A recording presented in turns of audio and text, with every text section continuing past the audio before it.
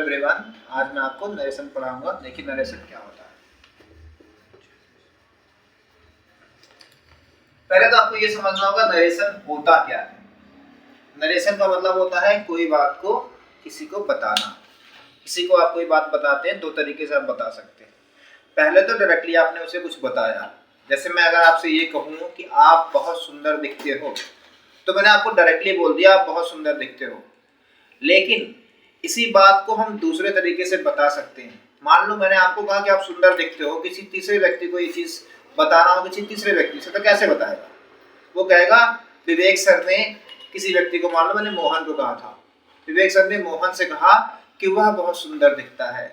तो डायरेक्टली किसी से कोई बात बताना होता है उसे कहते हैं डायरेक्ट नरेशन, और इनडायरेक्टली किसी को बताना होता है उसे कहते हैं इनडायरेक्ट नरेशन। सामने सामने बोला तो डायरेक्ट नरेशन, अगर अप्रत्यक्ष तरीके से पीछे कहीं बोला, किसी और से कोई बात कही, वही बात जो आपने सुना था, तो आप उसे कहेंगे इनडायरेक्ट नरेशन। तो नरेशन दो तरीके का होगा, डायरेक्ट और इनडायरेक्ट। देखिए आपके एग्जाम में ये पूछा जाता है कि कैसे हम नरेशन को डायरेक्ट से इनडायरेक्ट में बदलते हैं। आपको ये ध्यान देना होगा कि जब भी हम डायरेक्ट को इनडायरेक्ट में बदलते हैं तो कुछ चीजें हम बदलते हैं, जैसे ही said to me you are handsome. अब बहुत सिंपल सा सेंटेंस है, इसमें आप देख पा रहे होंगे यहाँ सेड टू लिखा हुआ है, फिर मी, फिर कॉमा और इन्वर्टेड कॉमा। सेड टू को आप बदलेंगे टोल्ड में, ही टोल्ड मी। यहाँ वो आपने हटाया दैट कर दिया, दैट आई वॉज हैंडसम। तो बहुत बेसिक सी बात, जो सबसे पहली बात आपको सीखनी है वो ये है कि सेड टू को बदलते हैं और कॉमा इन्वर्टेड कॉमा को बदलते हैं।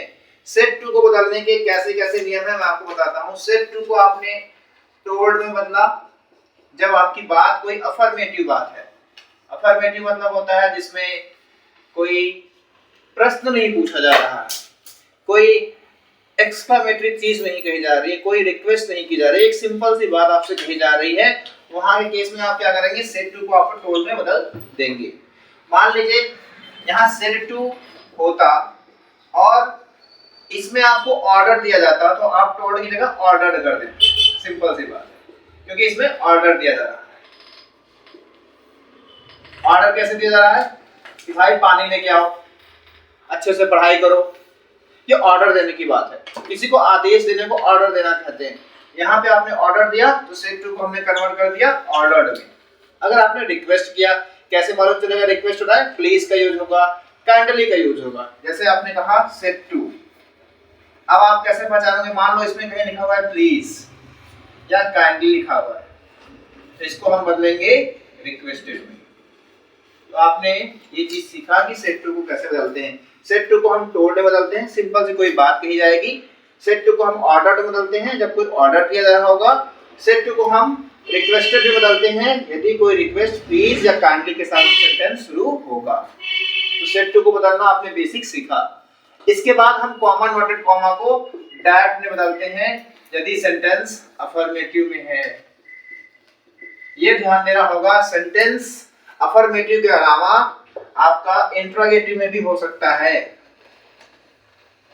अफर्मेटिव और नेगेटिव है तो डैट लगा दिया आपने, कोई बात नहीं। लेकिन अगर इंट्रोगेटिव सेंटेंस है, इंट्रोगेटिव सेंटेंस होने के केस में सेड टू को आप बदलेंगे आस्क्ड में, और कॉमा इन्वर्टेड कॉमा को आपने बदल दिया इफ या वेदर में। ठीक है, ये ध्यान देना होगा कि अगर क्वेश्चन इंट्रोगेटिव सेंटेंस है तो यहाँ पे इफ या वेदर का यूज करते हैं। सो आई थिंक कि आपको बेसिक जानकारी आज मैंने आपको दिया। सेड टू को कैसे बदलते हैं, सेड टू को टोल्ड में बदलते हैं, ऑर्डर्ड मैंने बताया, रिक्वेस्टेड मैंने बताया। साथ में मैंने ये भी बताया कि सेड टू को अगर वो इंट्रोगेटिव है तो आस्क में बदलेंगे, और कॉमा इन्वर्टेड कॉमा को हम दैट लगाएंगे अफर्मेटिव और नेगेटिव के लिए। इंट्रोगेटिव के केस में इफ या वेदर का यूज करेंगे। Thank you very much.